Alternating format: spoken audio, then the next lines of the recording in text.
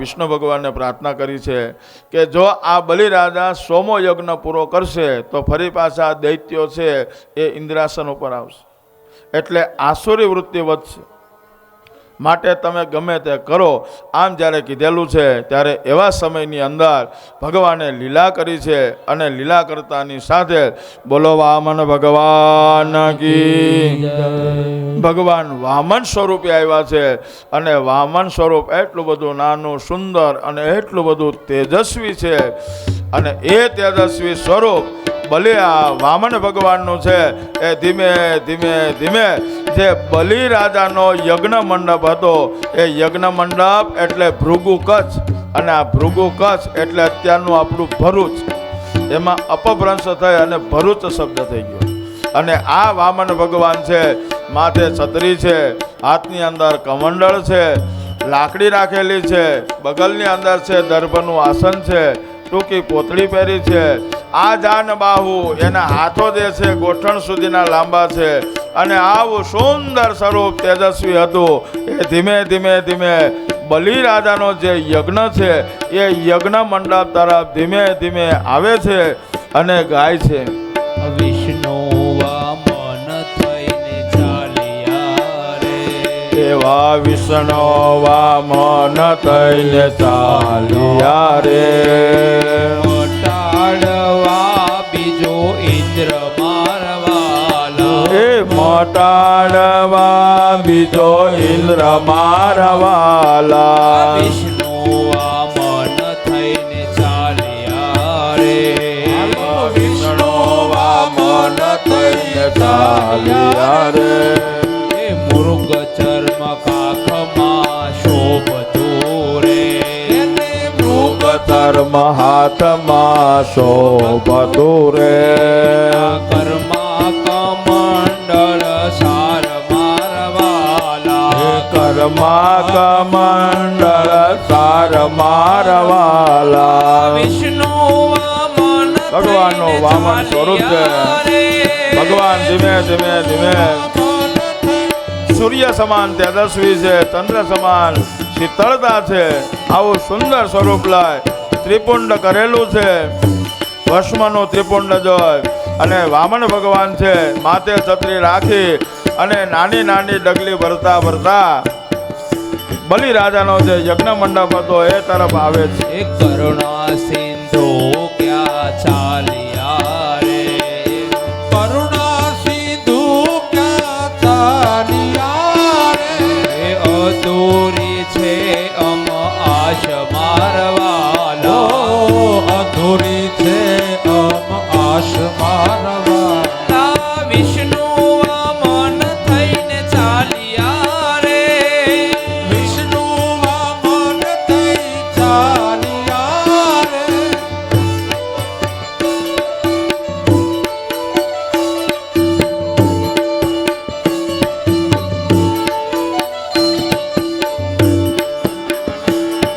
એ ભૂકો કચ્છમાં હું જાવ છું રે. ભૃગુ કચ્છમાં હું જાવ છું રે.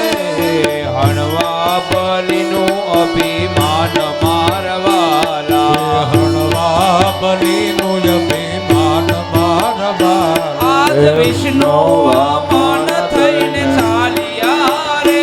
એવા વિષ્ણુ વામન થઈને ચાલ્યા રે. વિષ્ણુ વામન થઈને હાલ્યા રે. વિષ્ણુ વામન થઈ ચાલ્યા.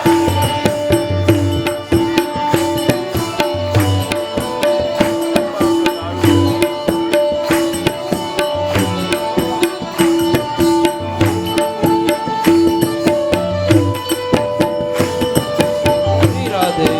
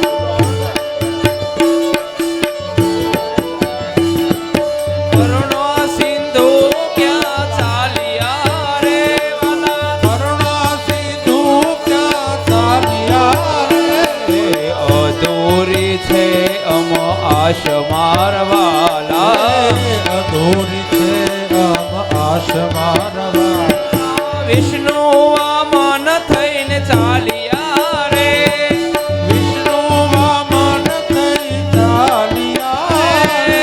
મટાડવા બીજો ઇન્દ્ર મારવાલા મટાડવા બીજો ઇન્દ્ર મારવાલા વિષ્ણુ વામન થઈને ચાલ્યા રે એવા વિષ્ણુ વામન થઈને ચાલ્યા રે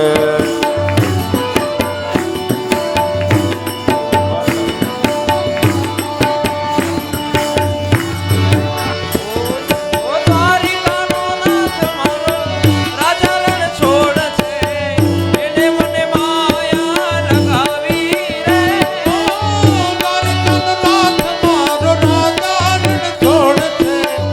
એને મને માયા માયા લગાડી રે.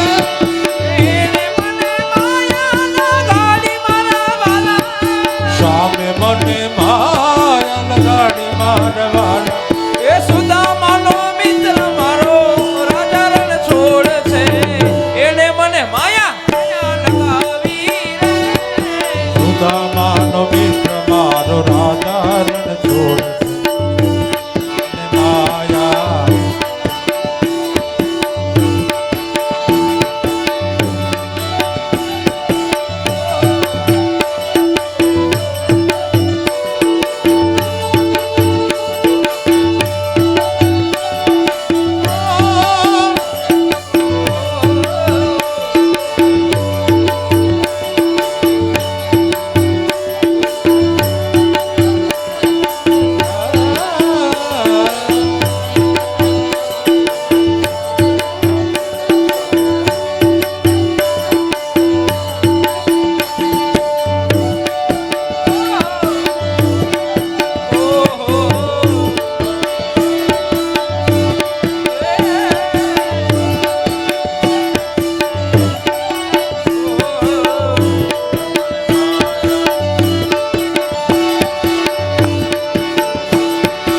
એને મને માયા લગાડી મારા વાલા એને મને માયા લગાડી મારવાલા એ વીરાનો શ્યામ મારો ગિરધર ગોપાલ છે એને મને માયા લગાવી રે હીરાનો શ્યામ મારો ગિરધર ગોપાલ છે.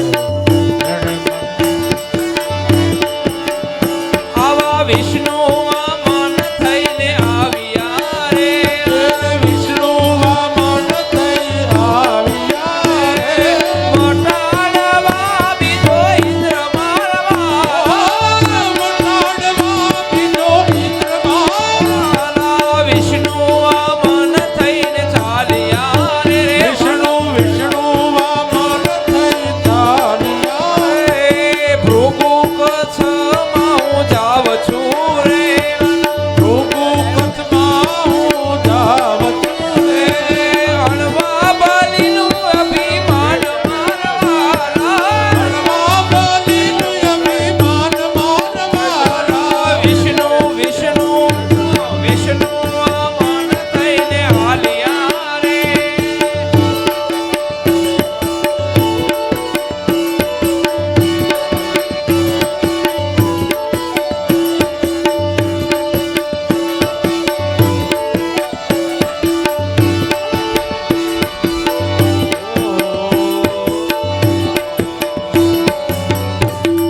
શ્રી રાધે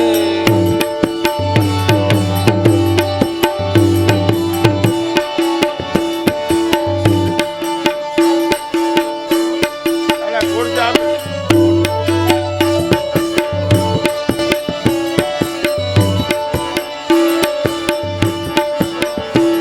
એ મૃગ ચર્મા એના કાંતમાં મૃગચર્મ કાકમાં શોધતો રે મૃગ ચર્મ કાંતમાં શોભતું રે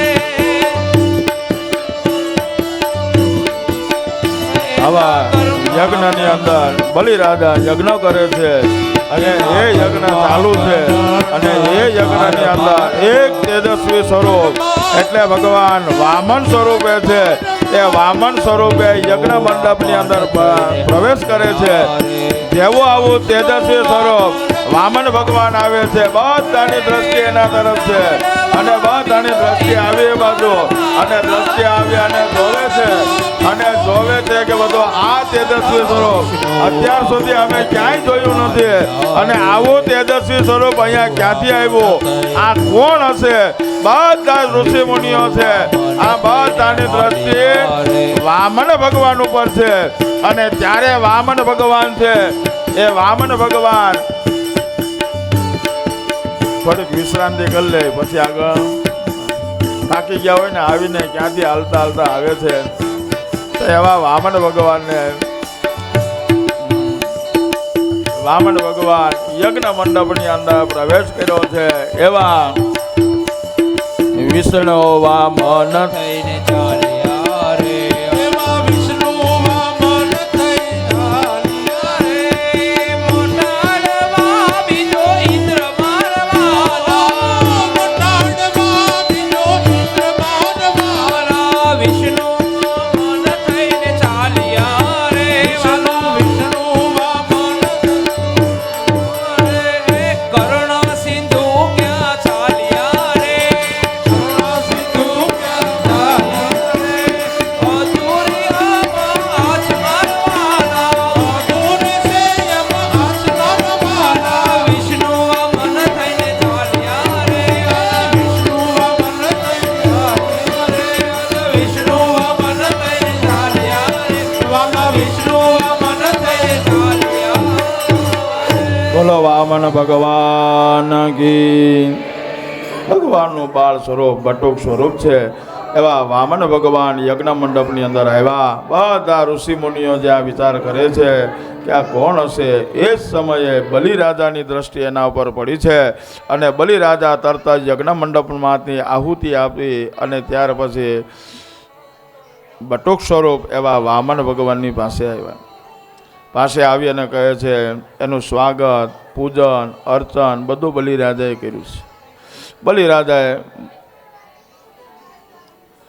બોલો કૃષ્ણ કનૈયા લાલ કી. જય હવે કોઈ પાત્ર બાકી છે હજી? હા, બે જ હોય. મેં કીધું હજી ઠીક, આ બધા પાત્રોને જોવે છે. હા હા, સરસ સરસ. અહો ભાગ્ય આપણા કહેવાય.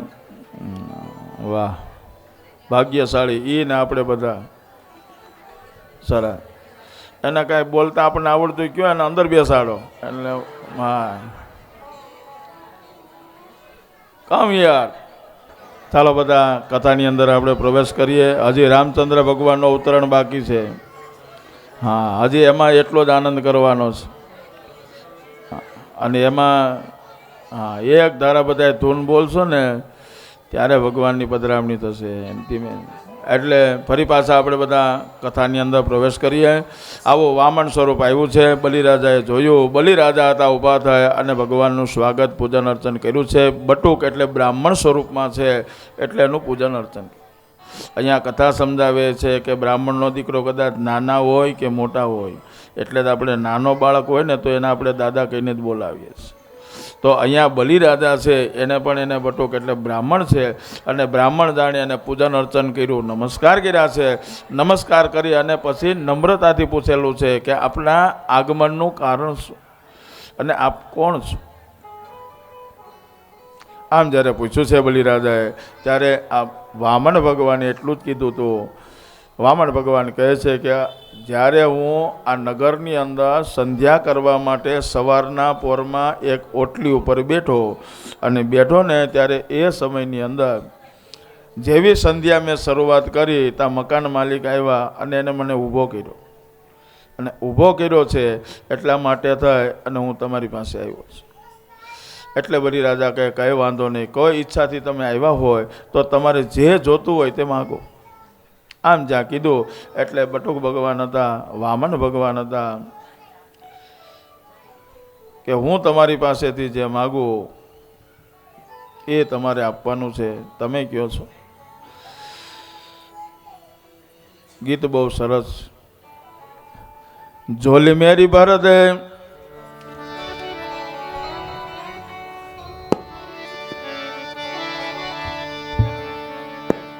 આજે જે દેવાવાળો છે એ આજે જોડી લઈને ઊભો છે, અને જોડી લઈને ઊભો કે મને તું આમાં આપ, આજે માગવા એને પણ આવવું પડ્યું છે. झोली मेरी भर दे ओ वामन भगवान दी, झोली मेरी भर दे ओ वामन भगवान दी, तो झोली मेरी भर दे, झोली मेरी भर दे, भर दे, भर दे, झोली मेरी भर दे ओ वामन भगवान दी, वामन भगवान दी, वामन भगवान दी, बेड़ा पार कर दे, बेड़ा पार कर दो वामन भगवान दे, बेड़ा पार कर दो वामन भगवान दे, झोली मेरी भर दो वामन भगवान दे.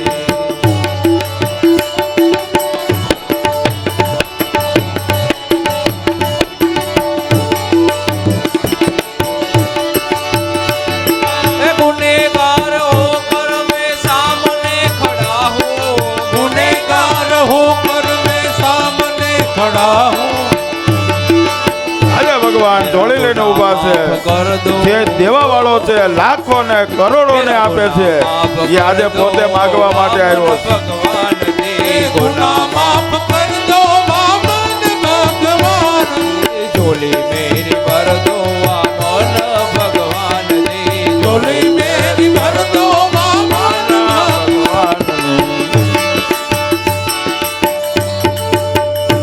આમ વામન ભગવાન છે, આવ્યા છે, બલિરાજા છે, એ આપવાનું કહે છે.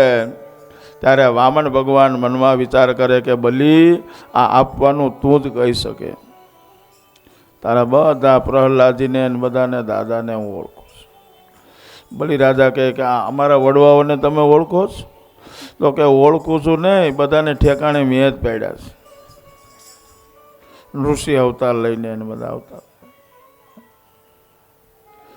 ત્યારે બલિરાજા કહે છે કે શું જોઈએ તમારે? તમારે જે જોતું હોય તે માગી લ્યો. આમ જ્યાં કીધેલું છે ત્યારે શુક્રાચાર્ય દૈત્યના ગુરુ છે એની નજર પડી છે. નજર પડી છે એટલે શુક્રાચાર્ય દોડતા આવ્યા. દોડતા આવીને કહે કે મારા યજમાનનું કલ્યાણ થાય. એટલે બલિરાજાને કહે છે બલિ જોજે, આ તને છેતરવા આવ્યો છે. આ વિષ્ણુ છે એ જ વામન બનીને આવ્યો છે, બાળક બનીને આવ્યો છે. દેતા પહેલા વિચાર કરજે. બલિરાજા કે ભલે વિષ્ણુ હોય પણ મારી પાસે તો અત્યારે માંગવા આવ્યો છે. બલિરાજા કહે તમારે જે જોતું હોય તે માગી લ્યો. ત્યારે વામન ભગવાન કહે છે કે મારે તો બીજું કાંઈ નથી જોતું, મારે આ સંધ્યા પૂજા કરવા માટે થોડી જગ્યા જોઈએ. તો એ જગ્યાની અંદર ખાલી 3 ડગલા પૃથ્વી જોઈએ છે. આમ 3 ડગલા પૃથ્વીનું કીધું એટલે બલિરાજા કહે છે કે તમે શું માગો છો? હજી તો તમે વામન એટલે નાનું સ્વરૂપ છે, હજી તો તમારી આખી જિંદગી બાકી છે. પણ તમે મારી પાસે એવું માગો કે મને દેતા આનંદ આવે. અને મારી પાસેથી તમે માગીને જાઓ એટલે આખી જિંદગી તમારે માગવું ન પડે. એવું માગો કે જેથી મને આનંદ આવે. ભગવાન મનોમન હસે છે કે બલી તારી વાત બહુ સાચી છે, કારણ કે તારા જ કુળની અંદર ઉદારો પણ એટલા આ તું જ બોલી શકે. બલિરાજા કહે છે કે તમારે 3 ડગલા પૃથ્વી જોઈએ ને. શુક્રાચાર્યને કહે કે લ્યો હું પાણી હાથમાં રાખું, સંકલ્પ મને કરાવો. શુક્રાચાર્ય કહે હું સંકલ્પ નહીં કરાવું. જો હું સંકલ્પ કરાવું તો તું પૃથ્વી આપે ને, પણ તારું કલ્યાણ થાય એમ હું ગુરુ છું, મારી ફરજ છે. તો હવે સંકલ્પ હાટો એટલો. વામન ભગવાન કહે તમારે પૃથ્વી આપી છે? આ તો કે પૃથ્વી આપી છે, પણ સંકલ્પ કરાવે તો ને. વામન ભગવાન કે મને બધું આવડે છે, તમે પાણી હાથમાં રાખો, હું સંકલ્પ કરાવી દઉં. જ્યાં બલિરાજા કમંડળમાંથી પાણી લેવા માટે ગયા એટલે શુક્રાચાર્ય સૂક્ષ્મ એટલે ભમરાનું સ્વરૂપ લઈ અને એનું જે નાળચું આવે એ નાળચાની અંદર બેસી ગયા કે આમાંથી પાણી પડે તો સંકલ્પ કરે ને.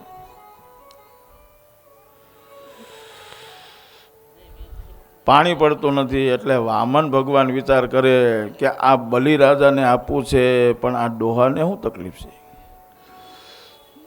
આને શું વાંધો છે.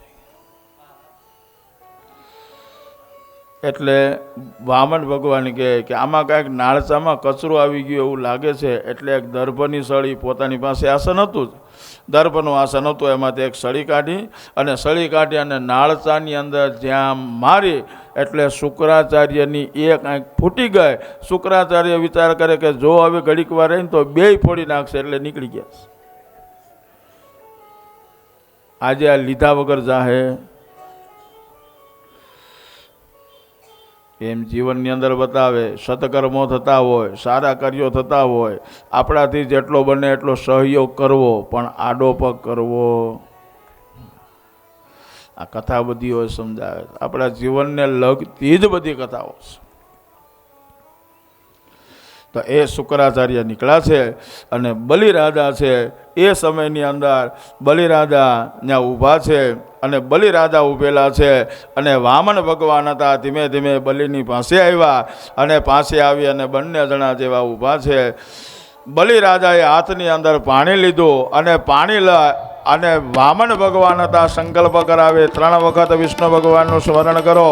યસ્ય સ્મરણ માત્રેણ ધર્મ સંસાર બંધનાत् વિમોચ્યતે નમસ્તસ્મૈ વિષ્ણવે પ્રભુ વિષ્ણવે અત્રાધ્ય મહામંગલ્ય પ્રદે માસોત્તમે માસે સંવત 2082 આજે આપણે કારતક મહિનો છે અને કારતક મહિનાની અંદર આજે આજે બહુ દાન મોટું કરે. એમાં એકાદશી, આજે 11 એવા એકાદશીના દિવસે આજનો વાર તો કે સૂર્યવાર, તો આવો સૂર્ય એટલે રવિવાર. તો આવા રવિવારના દિવસે મારા મન સંકલ્પિત કે તમે આજે જે ભૂમિ માગવા માટે આવ્યા છો ને, તો હું મારા મન કર્મને વતનથી તમને 3 ડગલા પૃથ્વી આપું.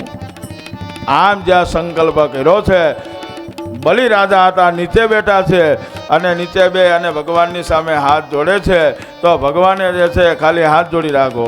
બસ વામન ભગવાને છે ડગલું ઊંચું કર્યું, 1 ડગલાની અંદર પૃથ્વી માપી લીધી અને બીજું ડગલું ભર્યું. અને જ્યારે આકાશની અંદર આ ડગલું ગયું છે ત્યારે એ સમયે હતા બ્રહ્માજીએ વિચાર કર્યો કે આ ભગવાન નારાયણ પરમાત્માનો પગ છે, એટલે પગ ધોય. અને બ્રહ્માજી હતા પાણીથી ભગવાનના પગ ધોયા અને કમંડી અંદર લીધું અને ગંગાજી તરફ પ્રજ્ઞાત થયા. અને ત્યાર પછી બલિરાજાને પકડ્યો છે, બલિ બોલ હવે 3જું ડગલું ક્યાં મૂકો? ત્યારે બલિ હતા કહેવા લાગ્યા છે પંચભૂતોથી બનેલું આ શરીર છે, તે શરીરની અંદર પૃથ્વીનો ભાગ છે, માટે કરી અને તમારો પગ છે એ મારા મસ્તક ઉપર અડાડો. આમ જ્યારે કીધેલું છે ત્યારે 3જું ડગલું છે ભગવાને એના મસ્તક ઉપર અડાડ્યું છે. બોલો વામન ભગવાન કી. આવી જાઓ મનોજભાઈ, અને ચાંદલો ને હાર કરાવી દો ખાલી.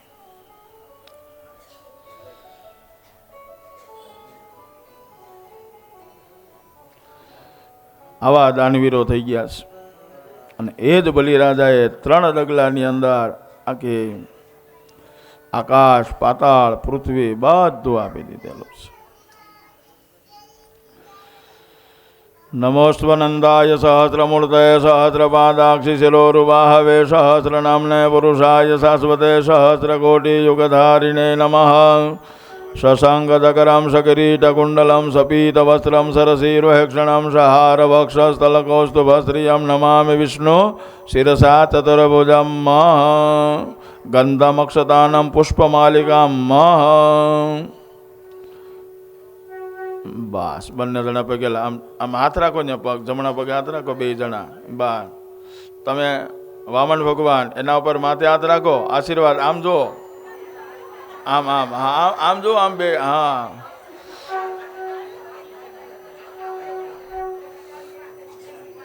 બોલો વામન ભગવાન કી જય. જય. કેમ ધીમેકથી બોલો? બોલો વામન ભગવાન કી જય. હા, તો ભગવાન રાજી થાય. ચાલો સરસ.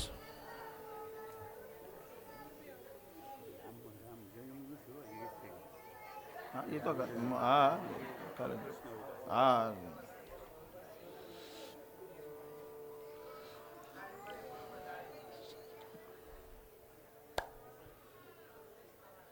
શ્રી કૃષ્ણ ગોવિંદ હરે મુરારી, હે નાથ નારાયણ વાસુદેવા. શ્રી કૃષ્ણ ગોવિંદ હરે મુરારી, વાસુદેવા શ્રી કૃષ્ણ ગોવિંદ હરે મુરારે હે નાથ.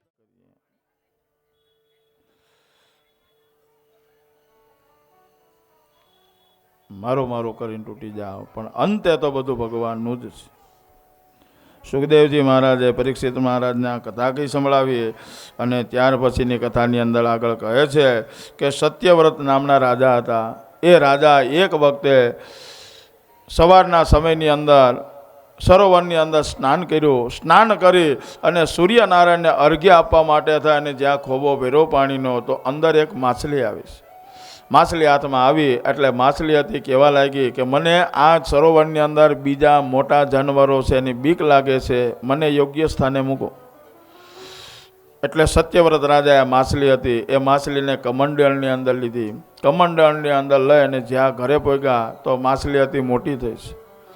માછલી મોટી થઈ એટલે કંઈક મને આમાં રહેવાની જગ્યા વધારે આપો. એટલે આ સત્યવ્રત રાજાએ છે ફરી પાછી તગારામાં મૂકી, મોટું તળાવ બનાવ્યું અને તવાળા જેવું જે વસ્તુમાં મૂકે એવડી આ માછલી થાય છે. આટલી મોટી માછલી થઈ ત્યારે સત્યવ્રત રાજાએ એ માછલી લઈને અને ફરી પાછી જેવી દરિયાની અંદર મૂકી તો એમાં પણ મોટું સ્વરૂપ થયું છે. અને એ મોટા સ્વરૂપને સત્યવ્રત રાજા હતા. એ સત્યવ્રત રાજા કહે છે કે તમે કોણ છો? બોલો મત્સ્ય ભગવાન કી જય. ભગવાન માછલીના સ્વરૂપની અંદર આવી અને સત્યવ્રત રાજાને કીધેલું છે કે આજથી 8મા દિવસે છે પ્રલયકાળ આવશે.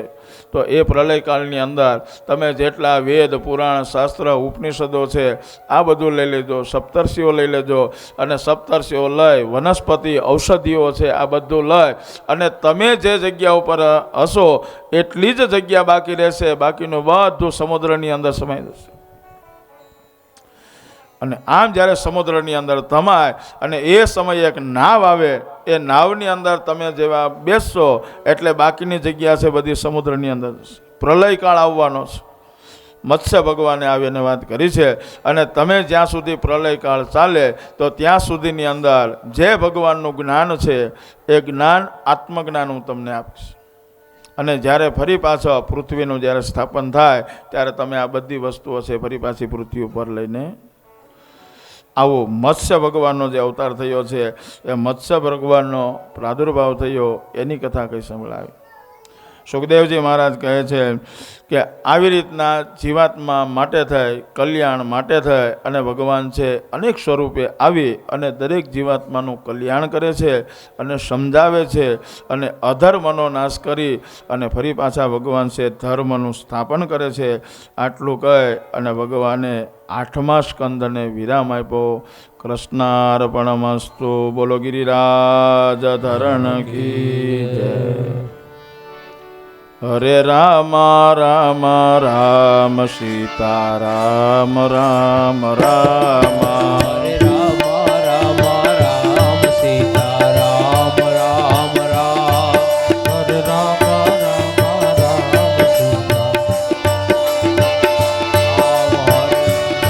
રામ રામ સીતા રામ રામ રામ.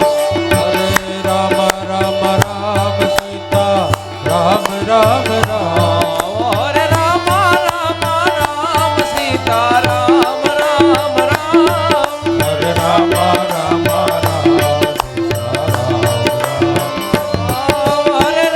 રામ રામ સીતા રામ રામ. હરે રામ રામ રામ સીતા રામ રામ રામ. હરે રામ રામ રામ સીતા રામ રામ. હરે રામ રામ રામ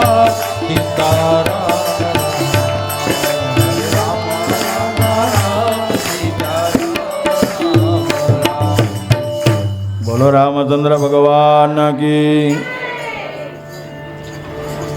ધીમે ધીમે ભગવાન રામચંદ્રનો જે પ્રાદુર્ભાવ થવો છે તો એ દિશા તરફ આપણે જઈએ. 9મા સ્કંદની અંદર સુખદેવજી મહારાજે પરીક્ષિત મહારાજને સમજાવ્યું છે કે આ 9મો સ્કંદ એ ભગવાન વાંગમય સ્વરૂપનું ડાબું સ્તન છે.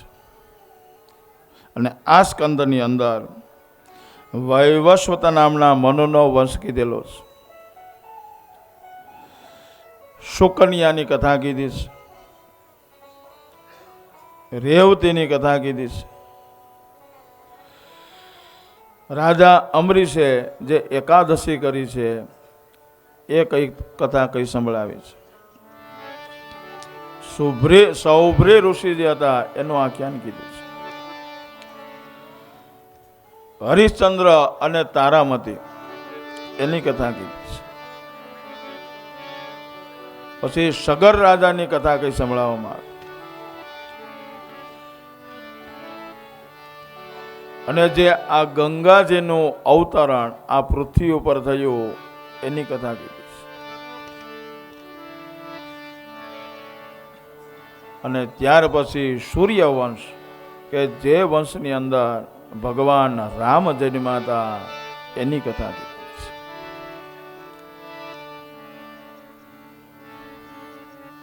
અને સંક્ષિપ્તની અંદર ચંદ્રવંશની કથા કીધી. ચંદ્રવંશ એનો આગળ ચાલ્યો એટલે બુદ્ધ ઉત્પન્ન થયા એની કથા કીધી.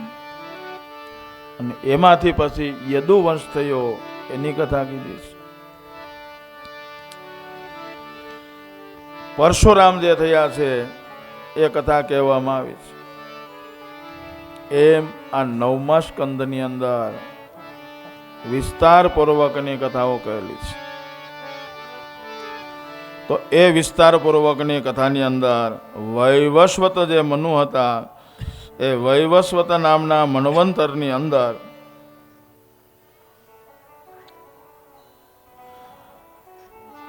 ચૌદ મનુ થાય ત્યારે એક મન્વંતર થાય છે.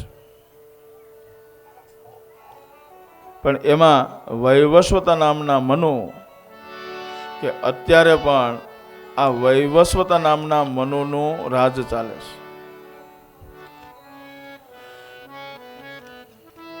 યજ્ઞ યાગાદી ક્રિયાઓ કરવા માટે બેસો અને પૂજા કરવા માટે બેસો એટલે બ્રાહ્મણો કહે છે કે પાણીની ચમચી ભરી રાખો. અને પાણીની ચમચી ભરી અને જે સંકલ્પ કરાવે ને એ સંકલ્પની અંદર આ જ આવે છે કે શ્રીમદ ભગવતો મહાપુરુષસ્ય વિષ્ણુ આજ્ઞયા પ્રતમાનસ્ય અદ્ય બ્રહ્મણો દ્વિતીય પ્રાર્થે શ્વેતવારાકલ્પે સંવત્સરે. અત્યારે અવતાર કોનો ચાલે તો કે બુદ્ધ અવતારે વૈવસ્વત નામના મન્વંતરે. છેલ્લે વૈવસ્વત નામના જે મન્વંતર થયો એનું અત્યારે રાજ ચાલે છે. પછી આજની પક્ષ તિથિ વાર અને જે જગ્યા ઉપર જે ક્ષેત્રની અંદર રહેતા હોય તો કે તાપી તટે, અહીંયાથી આપણે અત્યારે તો કે ગંગા તટે જે આપણે સતકર્મ કરવું છે એવા સતકર્મનો સંકલ્પ કરાવે છે. એવું તો કળિયુગનું પણ બતાવ્યું છે. અષ્ટાવિંશતિ તમે કલિયુગે આપણે એમ થાય કળિયુગ અત્યારે એક જ, પણ કળિયુગના પણ ચરણો આવે છે. અત્યારે 28મો કળિયુગ ચાલે છે. આવા તો કેટલી વખત કળિયુગ વહી ગયા છે, એક જ વખત. એમાં પૃથ્વી કેટલી વખત પાતાળમાં ગઈ અને ભગવાને છે એ પૃથ્વીનો ઉદ્ધાર કર્યો છે. એવા વ્યાસ મુનિઓ પણ ઘણા થયા છે. જે વંશની અંદર જ્યારે જ્યારે પણ પૃથ્વીનું સ્થાપન થાય ત્યારે વ્યાસ મુનિ થાય છે. એમ અત્યારે પણ આપણે અત્યારે દ્વૈપાયન વ્યાસ છે. કથાની પાછળ આત્મજ્ઞાન ઘણું છે, એની પાછળ તત્વજ્ઞાન પણ એટલું સમાયેલું છે. એ બધી જો કહેવા જાય તો જ્યાં સુધી આપણે પહોંચવું ત્યાં સુધી પહોંચી શકીએ. તો એવા અત્યારે વૈવસ્વત નામના મન્વંતરની અંદર આપણે રહીએ છીએ. અત્યારના જે આ વૈવસ્વત નામના મન્વંતરની અંદર સૂર્યનારાયણ છે એ રાજા છે. ને સંજ્ઞાથી શ્રાદ્ધાદેવ નામનો પુત્ર થયો છે. અને શ્રદ્ધાના સ્ત્રીથી 10 પુત્રો થયા છે. હવે વંશ વારસો આગળ વધે છે. તો એ વંશ વારસાની અંદર જો શ્રદ્ધાએ હોમ કરનાર અધવર્યો એટલે બ્રાહ્મણો છે. અધવર્યો બ્રાહ્મણો પાસેથી પોતાની પુત્રી એટલે દીકરીની ઈચ્છાથી યજ્ઞ કરાવ્યો છે કે એને ત્યાં દીકરી થાય. પણ જ્યારે મંત્રની અંદર ફેરફાર થયો છે, કારણ કે મંત્રમાં એટલી તાકાત છે. જોતી તે દીકરી અને મંત્ર જ્યારે તૈયાર થયો છે તો એમાંથી તો ઇલાવ નામની દીકરી થાય, પણ એના પતિને પુત્ર એટલે દીકરો જોતો, એટલે દીકરી થાય એટલે એને દુઃખ થયું છે. તો દુઃખ થયું છે તો એના માટે તેને બતાવ્યું છે. વિષમ પરિણામ આવ્યું છે એટલે એણે ભગવાનની સ્તુતિ અને પ્રાર્થના કરી છે. તો જે ઈલા હતી એ ઈલાને દીકરી હતી એમાંથી દીકરો કર્યો એટલે સુદ્યુમ્ન કર્યો છે. આ સુદ્યુમ્ન નામનો દીકરો થયો અને એની પાછળ સૈનિકો સાથે જ્યારે ઘોડે સવાર થઈ અને જતા હતા, તો ઘોડે સવાર થાય અને જ્યારે જંગલની અંદર ફરતા હતા તો ત્યારે એવા સમયની અંદર એક જંગલની અંદર પ્રવેશ કર્યો, તો જે આ દીકરો હતો પુરુષ હતો એમાંથી સ્ત્રી થઈ ગઈ. જે ઘોડે સવાર થાય જે ઘોડો હતો એમાંથી ઘોડી થઈ ગઈ. સૈનિકો બધા હતા એ બધા સ્ત્રીઓ થઈ ગયા. આ સાંભળીએ ત્યારે આપણે એમ થાય કે આવું થતું હોય, પણ થઈ ગયું છે. એનું કારણ છે, એનું કારણ એ જ હતું. સુખદેવજી મહારાજ પરીક્ષિત રાજાને કહે છે કે રાજા, આ વિષમ પરિણામ એટલે આવ્યું છે કે આ સુદ્યુમ્ના જ્યારે ઘોડે સવાર થાય સૈનિકોની સાથે જતો હતો ને, તો જે જંગલની અંદર પ્રવેશ કર્યો તો એ જંગલ શિવજીથી શ્રાપિત છે.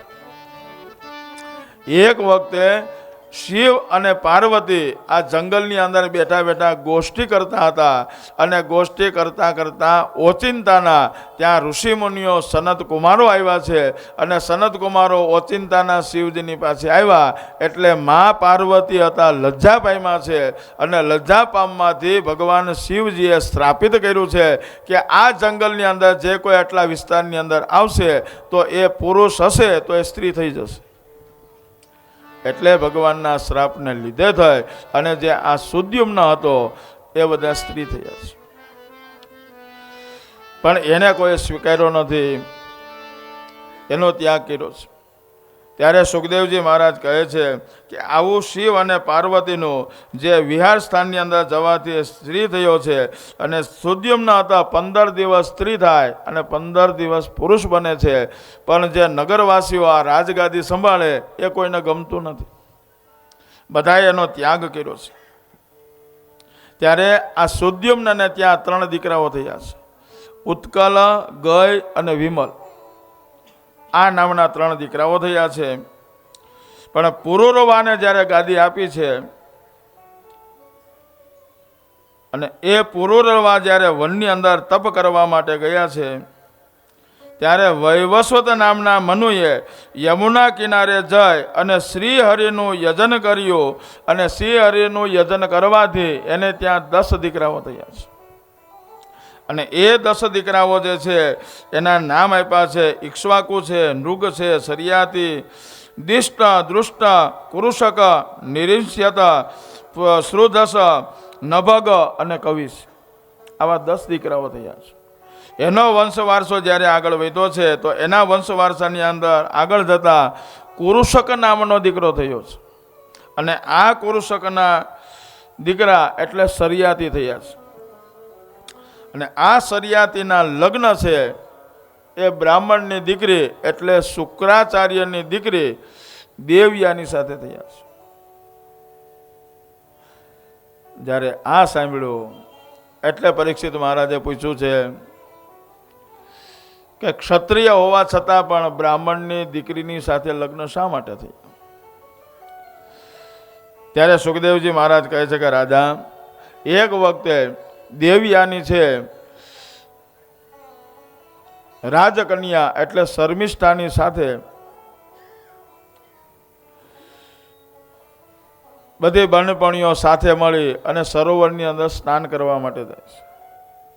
પણ જ્યારે સ્નાન કરવા માટે ગયા છે, નિર્વસ્ત્ર થઈ અને સ્નાન કરે છે, વસ્ત્ર બધાના કાંઠા ઉપર પડ્યા છે, અને કાંઠા ઉપર પડ્યા છે બધી કન્યાઓ છે એક સાથે સ્નાન કરે છે. એવા સમયની અંદર ત્યાંથી ભગવાન શિવજી નીકળ્યા એટલે બધી લજ્જા પામી શરમાણા છે, એટલે દીકરીઓ હતી બધી કાંઠા ઉપર જાય અને ઝડપથી માંડી છે કપડાં પહેરવા. એવા જેવા કપડાં પહેરવા માંડી તો એ સમયે જે આ શર્મિષ્ઠા રાજાની દીકરી હતી એના કપડાં દેવયાનીએ પહેરી લીધા. અને દેવ્યાનીએ આ કપડાં પહેર્યા એટલે શર્મિષ્ઠાને ક્રોધ ચડ્યો કે તમે એક તો અમારા ટુકડા ઉપર તમે જીવો છો અને તમે રાજકૌરીના કપડાં પહેરવાની ઈચ્છા કરો છો. ભૂલમાંથી પહેરાઈ ગયા હતા છતાં પણ શર્મિષ્ઠાએ એટલો બધો ક્રોધ કર્યો કે એના કપડાં ઉતારી લીધા અને બધી કન્યાઓ સાથે મળી અને કૂવાની અંદર નાખી દીધી. અને રાજકુરીઓ તો બધા હતા નગરની અંદર ગયા, ઘરે કોઈ વાત નથી કરી. એવા સમયની અંદર આ રાજા હતા, ફરતા ફરતા જ્યારે આવ્યા છે અને પાણીની તરસ લાગી હતી અને જ્યારે કૂવામાં જોયું તો અંદરથી બચાવો બચાવોનો અવાજ આવતો હતો. એટલે એણે પોતાને જે ચૂંદડી હતી એની અંદર નાખી છે અને આ દેવ્યાનીને બહાર કાઢી.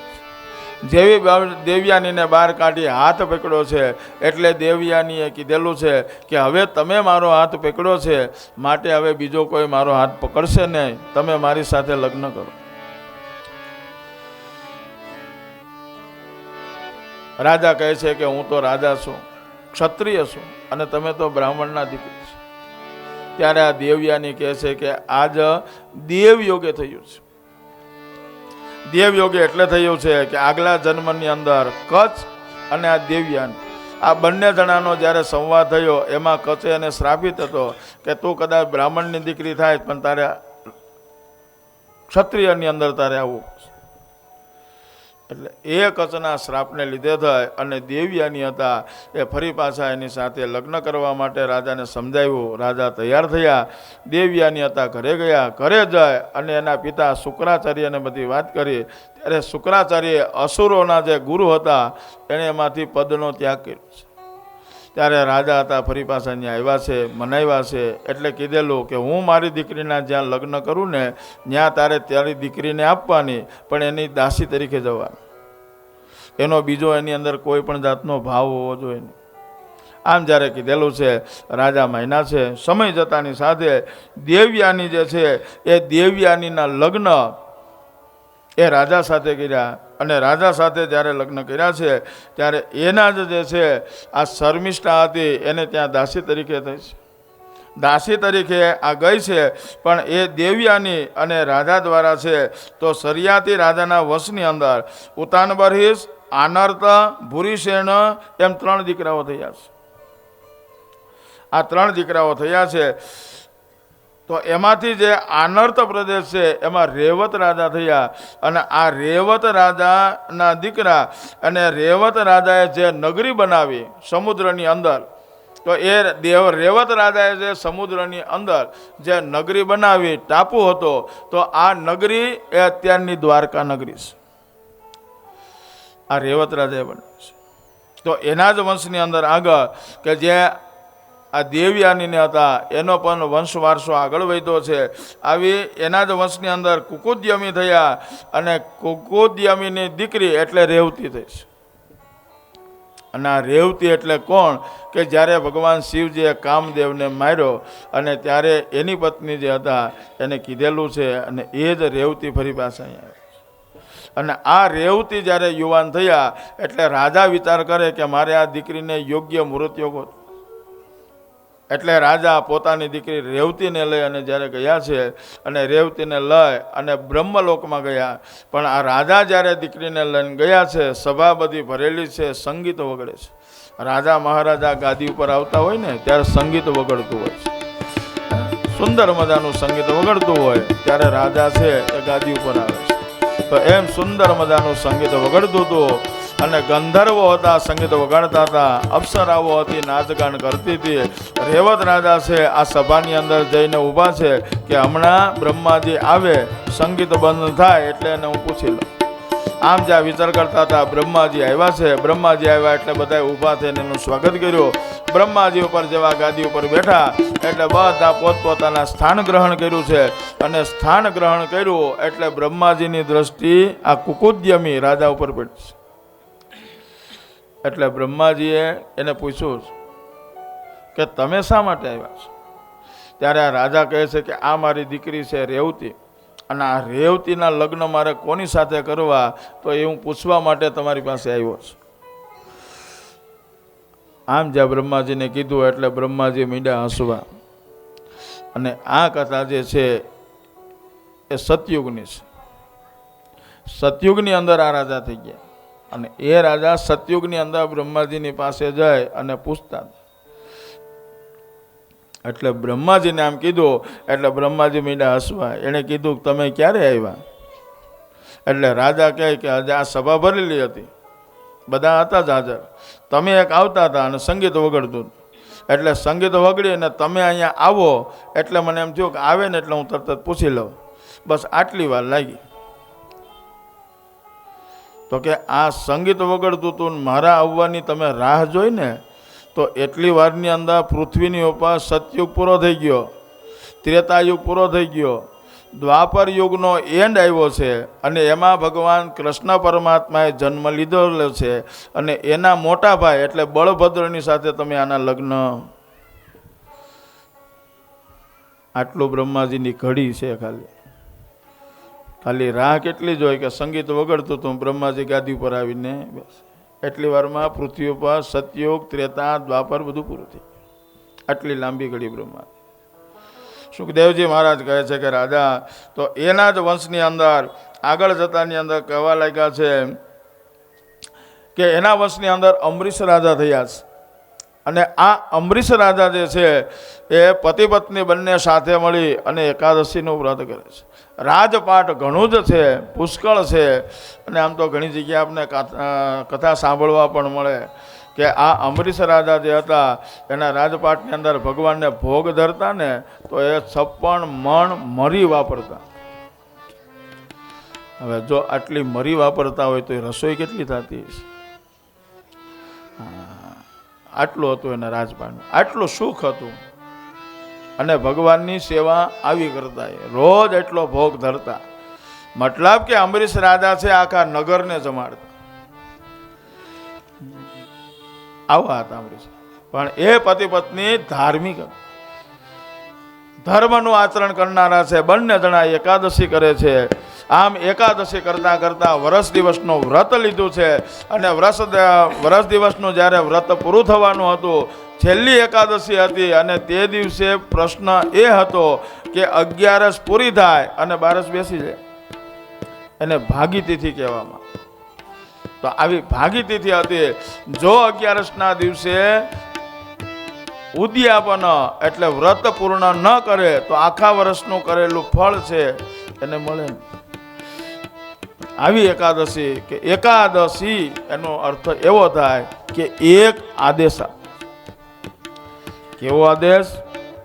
તો એકાદશી એટલે 5 કર્મેન્દ્રિય, 5 જ્ઞાનેન્દ્રિય અને 11મું મન. આ એકાદશીના દિવસે તે દિવસે ફલ આહાર કરવો એવું બતાવે. એકાદશી કરવાની, એકાદશીની સાથે તે દિવસે ફક્ત હું અને ભગવાન, એમાં બીજું કોઈ સાંસારિક અને વ્યવહારિક કાર્ય નહીં. આવી એકાદશી કરવી અને તે દિવસે ફલાહાર એટલે પ્રમાદ ન આવે, આળસ ન આવે અને ઊંઘમાં સમય ન બગડે એટલો વધારે સમય ભગવાનને આપી શકીએ, ભગવાનની નજીક રહી શકીએ એટલે ઉપવાસ બતાવ્યો. ઉપ કહેતા નજીક, વાસ કહેતા રહેવું. તે દિવસે વધારો સમય ભગવાનની પાસે રહી શકીએ, 11 ઇન્દ્રિયો ભગવત કાર્ય કરે, આવી એકાદશી બતાવી છે. અને આ અમરીશ રાજા છે આવી એકાદશી કરતા. એમાં આજે 11 જ છે અને એમાં આજે 11 ને આપણો આખો દિવસ આજે ભગવાનની સાથે 11 ઇન્દ્રિયો ભગવાન પાસે શ્રેષ્ઠ અને ઉત્તમ એવી આદમી. અને આમ જોઈએ તો વર્ષની શરૂઆતની અંદર પહેલી એકાદશી અને આજે તુલસી વિવાહ પણ છે. બહુ શ્રેષ્ઠ અને ઉત્તમ એવો આવો સંગમ. તો એવા સંગમની અંદર જે એકાદશી કરવી તો એકાદશીના દિવસે ઉપવાસ રાખવો અને ઉપવાસ રાખવો એટલે ફલ આહાર કરવો, ફરાળ નહીં.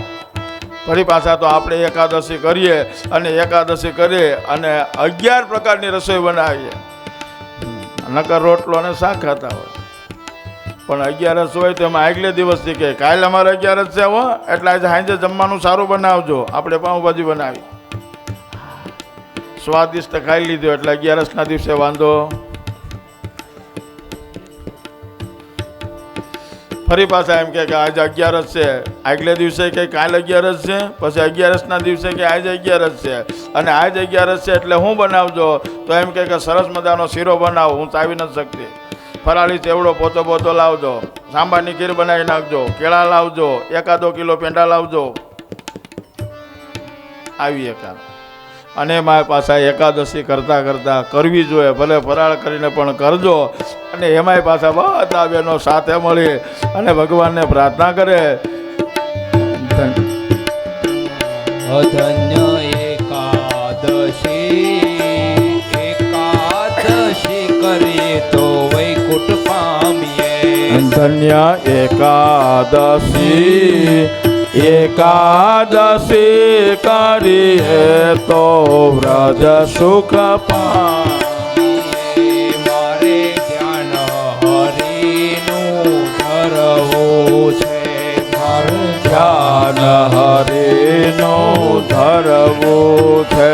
મારે એકાદશી વ્રત કરવું છે, મારે એકાદશીનું વ્રત કરવું છે. મારે વ્રત ભૂજઈને કરવું છે. ધન્ય એકાદશી કરી વૈકુંઠ રે.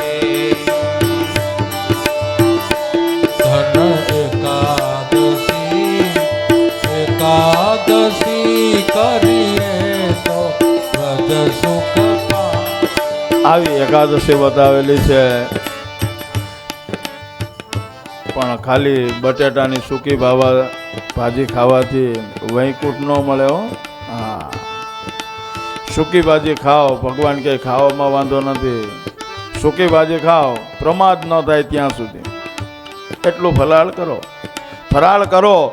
અને ફરાળ કરતાની સાથે સાથે મારું જો મને યાદ કરશો, એકાદશીનો દિવસ હોય, મને યાદ કરશો, ભગવત કાર્ય કરશો, એટલે ચોક્કસ અને નક્કી તમને વૈકુંઠની પ્રાપ્તિ.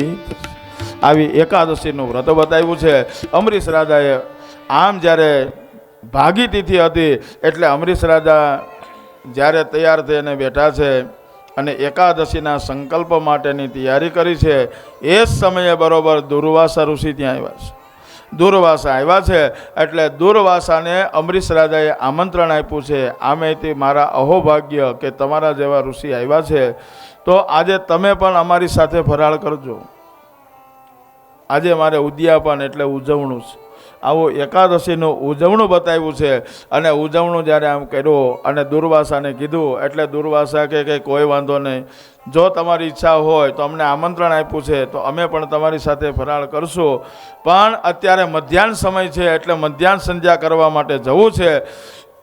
દુર્વાસા હતા એ પોતાના ઋષિ મુનિઓની સાથે એ કે અમે પહેલાં સ્નાન કરી અને સંધ્યા કરી, મધ્યાહન સંધ્યા અને આવીએ છીએ પછી આપણે ફરાળ.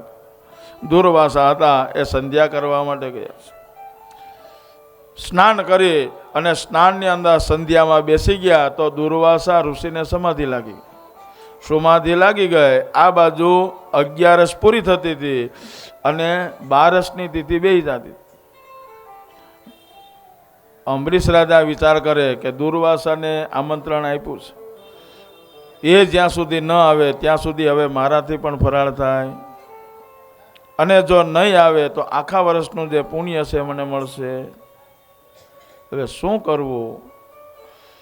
ત્યારે ઋષિ મુનિઓને પૂછ્યું છે કે આવો જ્યારે સંકટનો સમય હોય ને તો ત્યારે એ સમયે બતાવેલું છે કે આવા સમયની અંદર હાથમાં પાણી લઈ, તુલસીનું પાન લઈ અને ભગવાનનું સ્મરણ કરી અને એનું આચમન કરવામાં આવે એટલે જમ્યું પણ ન કહેવાય અને વ્રત ભાંગ્યું પણ